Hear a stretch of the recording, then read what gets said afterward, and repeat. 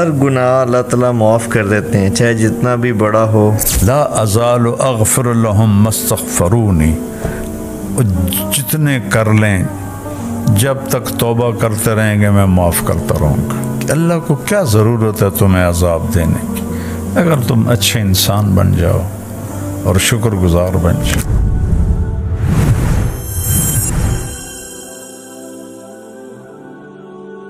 اچھا، یہ اگلا سوال ہے بابا کہ یہ بھی ایک بہن ہے، احمد نام ہے ان کا، کہتے ہیں کہ ہر گناہ اللہ تعالیٰ معاف کر دیتے ہیں، چاہے جتنا بھی بڑا ہو، یا آپ سے سنیں کہ گناہ جتنا بھی بڑا ہو یا چھوٹا ہو اللہ تعالیٰ ہر گناہ معاف کر دیتے ہیں۔ پرسنلی پوچھنا چاہ رہی ہوں کہ مولانا یہ بات ٹھیک ہے کہ واقعی اللہ ہر گناہ معاف کر دیتے ہیں، کہ اللہ اتنے کریم ہیں؟ قرآن شروع ہوتا ہے بسم اللہ الرحمن الرحیم، پہلی آیت میں اللہ تسلی دے رہا ہے، سبحان اللہ، میں رحمان ہوں رحیم، پھر ریپیٹ کرتا ہے، پہلے اپنے رب ہونے کو بتاتا ہے، الحمدللہ رب العالمین۔ اللہ، تو پالنے والے کے اندر محبت ہوتی ہے تو پالتا ہے۔ ماں کیوں راتوں کو اٹھتی ہے اور بار بار ہلاتی ہے؟ تو رب ہونا محبت، پھر الرحمن الرحیم، پھر اللہ کے 99 نام ہیں جو ہمیں اللہ کے نبی، ویسے تو اللہ کے ناموں کی کوئی انتہا نہیں، ہمارے نبی نے ایک مجلس میں 99 نام گنے، ترمذی میں ہیں، ابن ماجہ میں بھی ہیں، اس میں صرف ایک نام ہے غصے والا، صرف ایک، المنتقم، بس باقی کسی نام میں اللہ کے غضب کا کوئی اظہار نہیں۔ تو یہ بتانا بھی ضروری تھا کہ مجرمین کو کون پکڑے گا، لیکن اس منتقم کو میرے نبی لائے کیسے ہیں؟ یہ کیا کمال ہے! یہ ایک دن پڑھتے پڑھتے میری بات سمجھ میں آئی، میں نے کسی کتاب میں نہیں پڑھا، یہ پنجہ ہے نا، اس کو سمجھو چھری ہے، ادھر سے بھی کور ہو جائے ادھر سے بھی کور ہو جائے، جی، قوت ختم ہو گئی جی، تو یہ ہے المنتقم، ادھر ہے البر التواب، نیکی کو قبول کرنے والا، توبہ کو قبول کرنے والا، اپنے بندوں پہ رجوع کرنے والا، الرؤوف مہربان، الرحیم بہت رحم کرنے والا، دو ادھر بیچ میں ہے المنتقم۔ تو اس کو میرے نبی نے اللہ کے انتقام کی صفت کو رحمت کی صفتوں میں ایسے چھپا دیا۔ یہ میں نے حج پہ بیان کر رہا تھا تو سہیل احمد بھی بیٹھا تھا، وہ اتنا رویا اس بات پر، اتنا رویا جس کی کوئی حد نہیں ہے۔ حج پہ اس کا قافلہ الگ تھا، میں وہاں بیان کرنے گیا تھا۔ پھر عرش کے اوپر اللہ نے ایک تختی ہے، اس پر لکھا ہے سبقت رحمتی غضبی، میری رحمت میرے غصے سے آگے ہے۔ پھر اللہ تعالیٰ نے فرمایا کہ یا ابن آدم لو بلغت ذنوبک عنان السماء، میرے بندہ یا بندی اتنے گناہ کر کے یہاں سے لے کر آسمان تک پہنچا، اکٹھا کرو ساری کائنات کو، جانوروں کو بھی انسان بنا دو، مچھلیوں کو بھی، کیڑوں کو، مکوڑوں کو، پتنگوں کو، پروانوں کو، جراثیموں کو، فرشتوں کو، جنوں کو، چوپایوں کو، پرندوں کو، سب کو انسان بنا دو اور قیامت تک عمر دے دو اور طاقت دے دو گناہ کی، کرو بھائی، تو یہ تو سورج تک بھی نہیں جا سکتے۔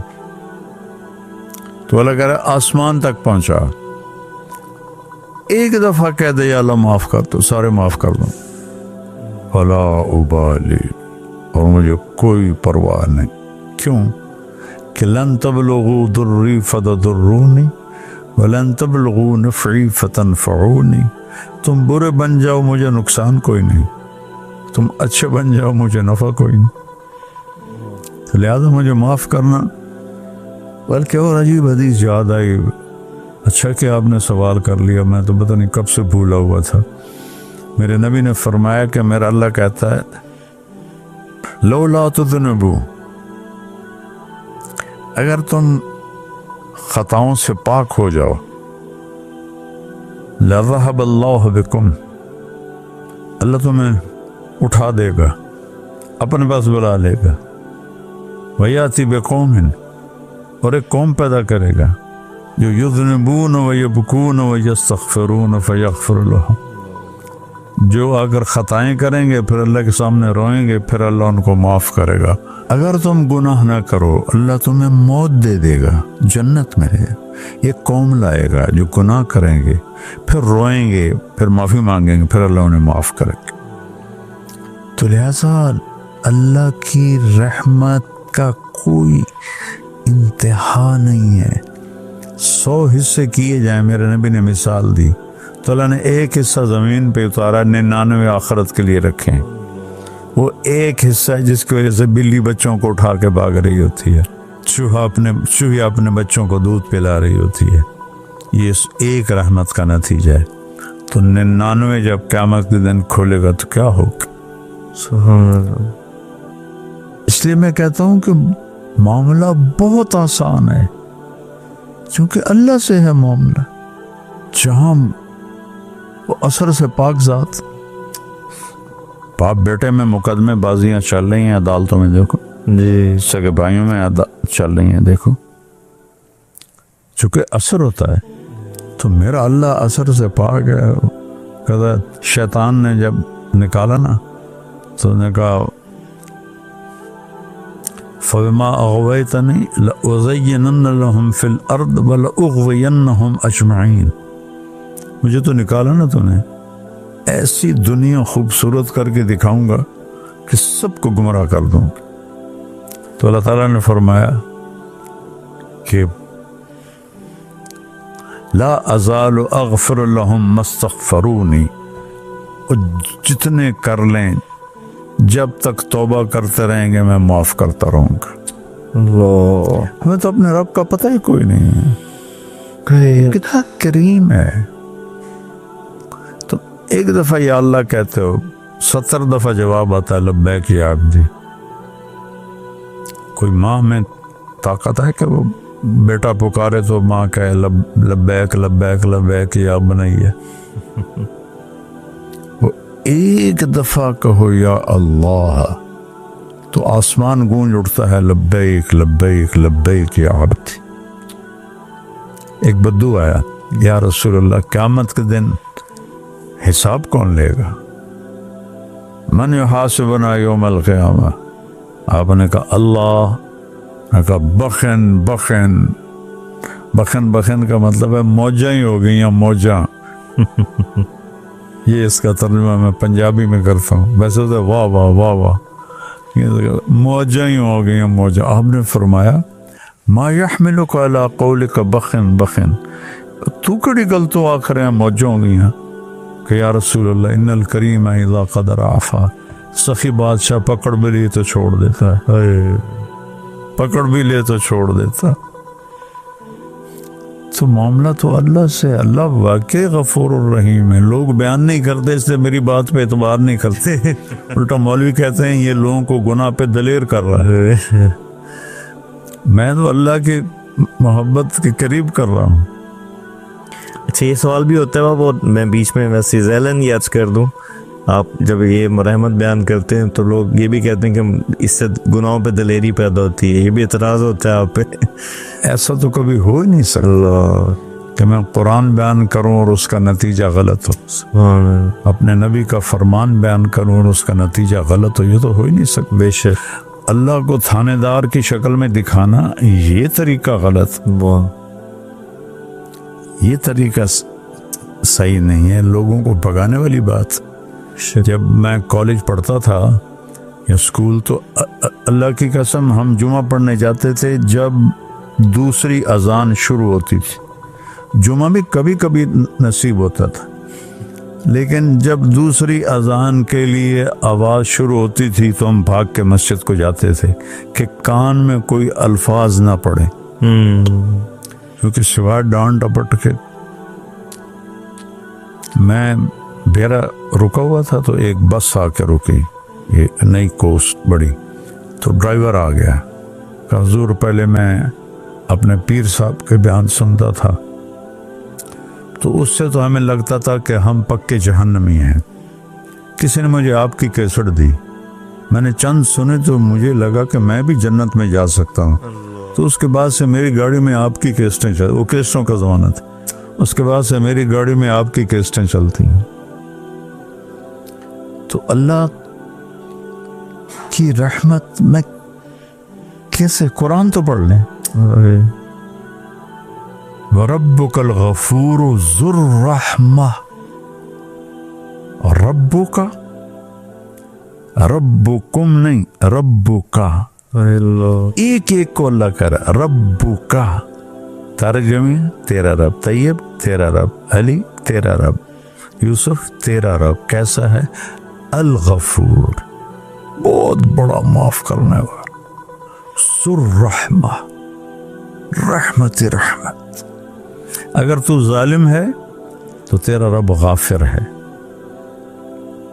اگر تو ظلوم ہے، درجہ بڑھ گیا نا، تو تیرا رب غفور ہے، اگر تو ظلام ہے تو تیرا رب غفار ہے۔ کس طرح میں اور بیان کروں، میں تو خود نشے میں چلا جاتا ہوں اس کی رحمت کو بیان کرتے ہوئے۔ یہی عائشہ مسجد میں بیٹھا تھا، 4 نوجوان آئے، پرانی بات، کہا جی نہ کبھی نماز پڑھی تھی، نہ روزہ رکھا تھا، نہ جمعہ پڑھا تھا، نہ عید پڑھی تھی، 2 روزے رکھے تھے، شراب پی کے افطار کیے تھے، اور ہمیں یقین تھا ہم دوست ہی ہیں، لہذا جو مزے کرنے ہم نے یہی کرنے ہیں۔ ایک دفعہ گاڑی میں ہم 4 دوست اکٹھے تھے تو ہمارا ایک 5واں دوست بیٹھا، انہوں نے کہا یار کیسٹ تو سن لو، کیسٹ کا زمانہ، تو انہوں نے لگا دی، تو اس میں ہم نے سنا آپ کہہ رہے تھے کہ اتنے گناہ کرو کہ آسمان تک چلے جائیں، توبہ کرو تو اللہ معاف کر دیتا ہے۔ کہنے کہ جی اللہ کی قسم ہمیں پتہ ہی نہیں تھا کہ اللہ اتنا غفور ہو۔ اس دن ہم نے توبہ کی، اس کے بعد سے آج تک نہ نماز چھوڑی ہے، اور یہ عید کے بعد کا واقعہ ہے، نہ ہم نے روزہ چھوڑا ہے، نہ تراویح چھوڑی ہے، نہ زنا کیا ہے، نہ شراب پی ہے، سب چیزوں سے توبہ کر لی۔ اللہ تو ہے ہی کریم۔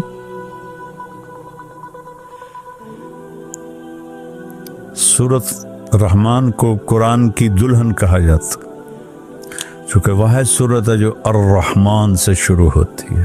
الرحمن، اللہ کے صفاتی ناموں میں سب سے خوبصورت یہ 2 نام ہیں، الرحمن الرحیم۔ لیکن اب لوگ نہ اللہ کی کو جانتے ہیں، نہ جاننے کی کوشش کرتے ہیں۔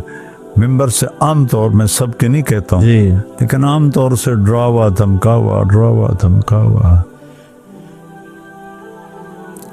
تو اللہ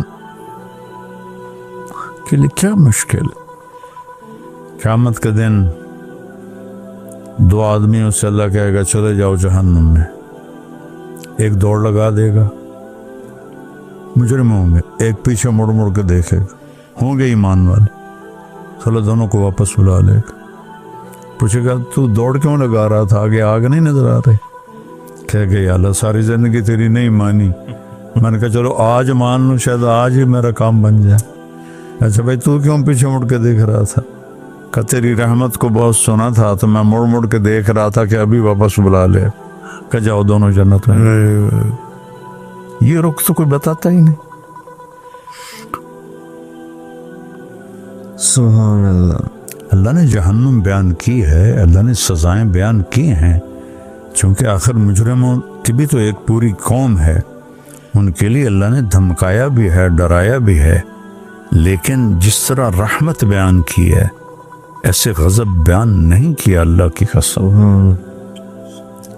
یہ ایک آخری بات میں ضرور کہنا چاہتا ہوں، جی نبئ عبادی انی انا الغفور الرحیم وان عذابی هو العذاب العلیم۔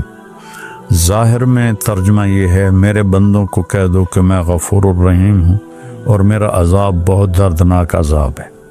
اردو میں کوئی فرق نہیں ہے، تھوڑا سا عربی میں دیکھو، 90 بار بار بتانا ہے میرے نبی، ایک دفعہ نہیں، 90 باب تفعیل ہے جس میں تکرار ہوتا ہے، جی بار بار بتاؤ، انی میں یا متکلم، جی انا ضمیر متکلم، میں بذات خود، یقیناً میں بذات خود الغفور ہوں اور رحیم ہوں، ٹھیک ہو؟ اب عذاب بتانے لگے ہیں، یہاں 90 نہیں آیا، اس کو اس کے تابع کیا ہے، وَأَنَّ عَذَابِي، انی اور ان عذابی، اور میرا عذاب، میں نہیں میرا عذاب، مضاف مضاف الیہ ایک نہیں ہوتا، کتابی، قلمی، سیارتی، میری گاڑی، میرا قلم، میری کتاب، کتاب اور ہے، طارق جمیل اور ہے، گاڑی اور ہے، طارق جمیل اور ہے، تو مضاف مضاف الیہ ایک نہیں ہوتے، جدا ہوتے ہیں، تو عذابی، میں اور ہوں، میرا عذاب اور ہے۔ اللہ، اللہ نے کہیں معذب کہا ہے کہ میں معذب ہوں، غفور تو کہا، اور کتنی خوبصورت، یہ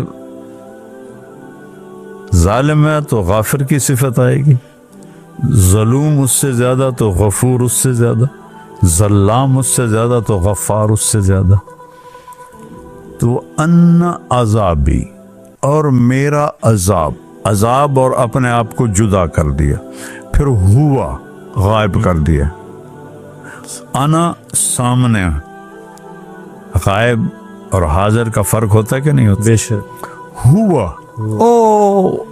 او عذاب، وہ عذاب علیم ہے، میں نہیں ہوں۔ یہ رحمت اور غضب کو اس نے یہاں بیان کیا،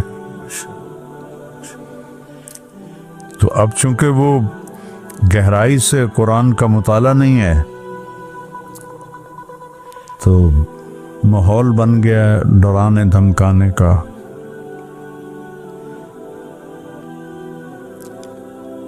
تو اللہ تو کریم ہے، ما یفعل اللہ بعذابکم ان شکرتم وآمنتم وکان اللہ غفورا رحیما۔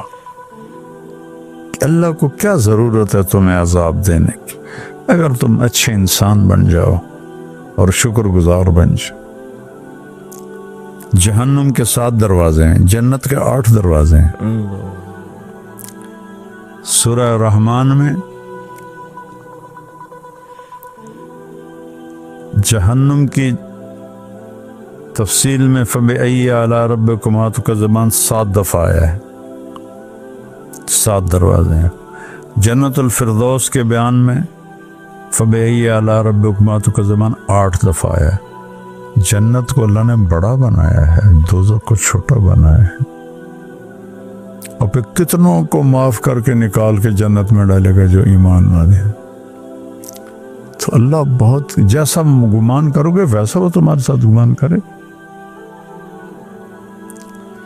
کتنی مجھے اداکارائیں اور ایروسسیں اور اس طرح قسم کے غفلت میں ڈوبی عورتیں مرد ہے جی، مولانا آپ کے بیان سن کر ہمیں بھی جنت کی امید لگ گئی۔